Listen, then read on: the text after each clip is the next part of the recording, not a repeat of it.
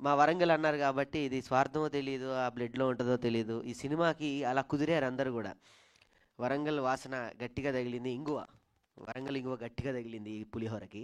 చక్కటిగా నేను ఎప్పటినుంచో చిన్నప్పటి నుంచి చూస్తున్నా మా మహమ్మద్ అన్నని మాట్లాడవలసిందిగా కోరుతున్నాం. గట్టిగా వాటర్ తాగిరండి ప్లీజ్.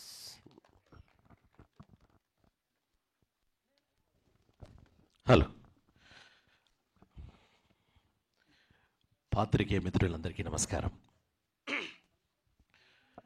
కేసీఆర్ అనే మూవీ సక్సెస్ అయింది అని చెప్పగానే ఆ అన్న నోరు నుంచి ఆహాద్ వరకు వెళ్ళింది. ఇప్పుడు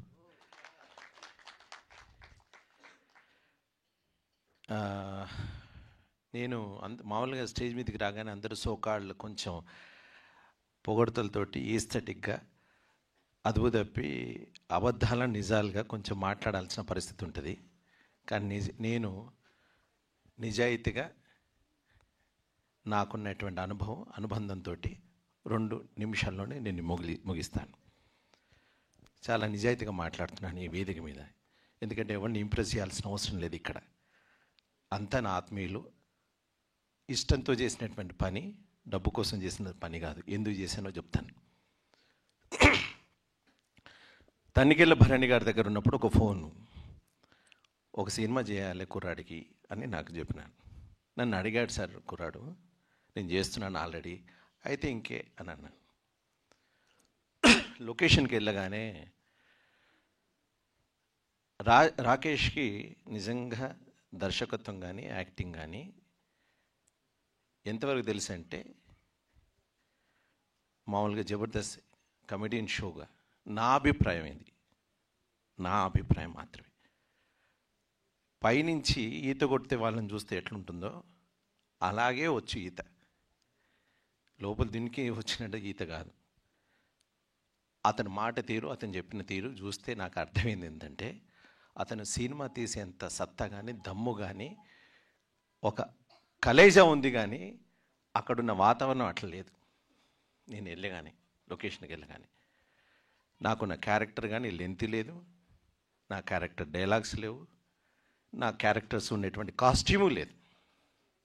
నేను ఎట్లా దాన్ని పండించాలి, ఏం చేయాలి అని అన్నప్పుడు తనతో డిస్కస్ చేస్తే తను నాకు స్వేచ్ఛనిచ్చాడు. అప్పుడు నాకు అర్థమైంది ఏంటంటే, అతని యొక్క కలేజా ఏంటంటే, ఇంత సక్సెస్ కావడానికి గల మూల కారణం ఏంటంటే, తనకు ఏంటి తెలియదు ఖచ్చితంగా నమ్మి ఒప్పుకొని దానికి సరెండర్ అవుతాడు. అదే ఈనాటి సక్సెస్కి మూల కారణం. నాకు రాదు, నాకు తెలియదు అనుకోండి, ఓకే మీకు తెలుసా చెప్పండి అని దాసోహం అవుతాడు. దాన్ని ఆపాదిస్తాడు, దాన్ని తెచ్చుకుంటాడు, సంపాదించుకుంటాడు. ఆ కసి తనకుంది. అందుకే ఏ రంగం వాళ్ళని అందరినీ ముందు పెట్టుకున్నాడు. ఓ కమెడియన్ వీళ్ళు చేసుకుంటారు, వీళ్ళు పెట్టుకుంటే నాకు ధైర్యం. ఒక కెమెరామెన్ డైరెక్షన్ 2 ఉంటే అతను పెట్టుకుంటే నాకు 2 కలిసి వస్తుంది, నా బడ్జెట్లో ఉంటుంది. వారు అన్నీ ప్రాక్టికల్గా ఆలోచిస్తాడు. అంత ప్రాక్టికల్గా ఆలోచించే వాళ్ళు ఎందుకు పుడుతున్నారు ఈ టైంలో అంటే, సినిమా నేటి తరంలో నేను ఒక మైమ్ ఆర్టిస్ట్ అయి ఉండి యాక్టింగ్ వైపు ఎందుకు వచ్చానంటే, నేను మామూలుగా ఒక క్లాసెస్ చెప్పేటప్పుడు మైమ్ అనేది తల్లి లాంటిది, మైమ్ తర్వాత యాక్టింగ్ పుడుతుందంటే నన్ను ఎగతాళి చేశారు. అయితే ఓ నాటకం చేసి చూడు అప్పుడు నీకు తెలుస్తుందంటే, నేను మొదటి నాటకం చేయగానే I got best actor Nandi award. మొదటి నాటకంతో. ఇది ఎందుకు చెప్తున్నానంటే, ప్రూవ్ చేయడానికి మనం ఒకటి చూపించాల్సి వస్తుంది, ఒక సిచ్యువేషన్ ఎదుర్కోవాల్సి వస్తుంది. నేటి తరంలో ఇప్పుడు వస్తున్న దాంట్లో అవకాశాలు దొరక్క కళాకారులందరూ వాళ్ళ యొక్క టాలెంట్ని ఎక్కడ చూపించుకోవాలనేటువంటి ఆ ఒత్తిడికి గురైన సందర్భంలో ఎవరి దగ్గర ఏ టాలెంట్ ఉండేటువంటి సమూహాలు ఏకమై ఒక గ్రూప్ అయ్యి ఎక్స్చేంజ్ అయ్యి ఒక మంచి సినిమాలు బయటకు వస్తున్నాయి. అందులో భాగంగా బలగం.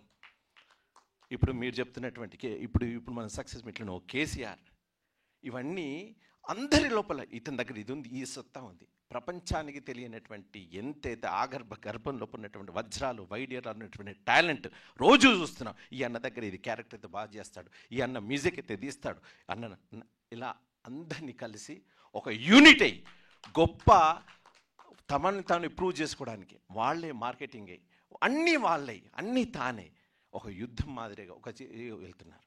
అది ఆ యుద్ధం నాకు ఆయనలో కనబడ్డది. అందుకే నాలో ఉన్న సరస్వతిని అమ్మకుండా ఆ కుర్రాడికి ఎట్లా చేయాలి. ఈ మాట ఎందుకు చెప్తున్నానంటే వరంగల్ అన్నాడు కనుక చెప్తున్నాను. ఒక ఫంక్షన్లో ఒక చారిటీ క్లబ్లో ఒకసారి కలిసినాడు.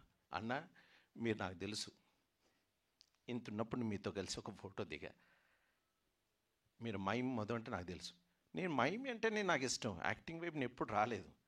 కానీ యాక్టింగ్ టీచర్గా నేను చేశాను, ప్యాషనెట్గా చేశాను. ఒక ఛాలెంజ్ తోటి నేను లోపలికి వచ్చాను. ఒక ఛాలెంజ్ తోటి డబ్బింగ్ పనికిరావంటే హీరో విక్రమ్ చెప్పాను, శృతికి చెప్పాను. సో ఒకటి పనికిరావంటే ఎందుకు పనికిరా అంటారు పోయి అని ఛాలెంజ్ తోటి ముందుకు వచ్చాం. బహుశా అలాంటి కసి నాకు అతనిలో కనబడింది కనుక అతను కసిని నేను చూసా. ఆ కసి నాకు తనకి తోడ్పాటు చేసేటువంటి అవకాశం నాకు కలిగించింది.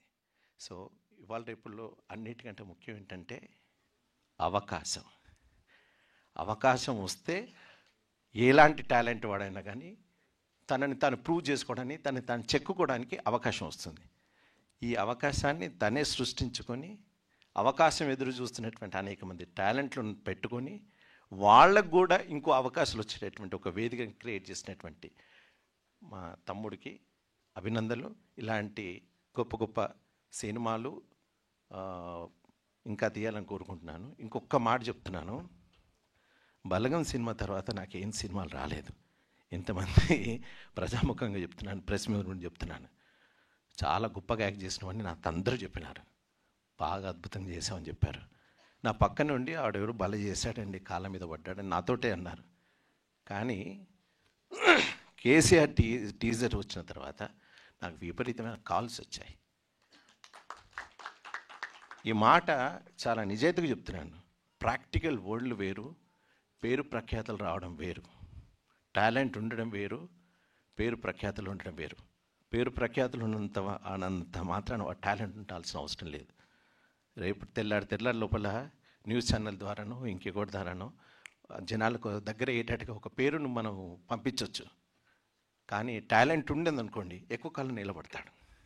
పాపులారిటీ ఉన్నంత మాత్రాన్ని గొప్పవాడని మనం ఎప్పుడు విశ్వసించవద్దు. అది నమ్మి ఆగర్భంలో ఉన్నటువంటి అనేక మంది కళామూర్తులను, సరస్వతి మూర్తులను అందరినీ ఒక చేడ చేసి ఈ సినిమా తీశాడు. అందుకే ఇది సక్సెస్ అయిందని నేను అనుకుంటున్నాను. అండ్ ప్రతి ఒక్కరూ టాలెంటే. కాసల శ్యామ్ గారు కానీ, అన్న నీ మ్యూజిక్ నిజంగా దండం పెడతాను. నీ గురించి అసలు ఇంకో విషయం తెలుసా అండి, నాకు ఇప్పుడు ఒక 5-6 ప్రాజెక్టులు అవుతున్నాయి, దానికి మ్యూజిక్ డైరెక్టర్గా అన్ననే చేస్తున్నాడు. నా గురించి, నా యాక్టింగ్ గురించి అన్న ప్రమోట్ చేసినట్టు తెలియకుండా, అంటే ముఖే సరస్వతి నచ్చితే ఎవరైనా చెప్తారు, లోపల దాక్కోవడం ఉండదు, సెన్సిటివ్ ఉంటుంది. అది డెవలప్ కావాలండి. అదే ఈ గ్రూప్ అని అనుకుంటున్నాను. Thank you Rakesh, all the best.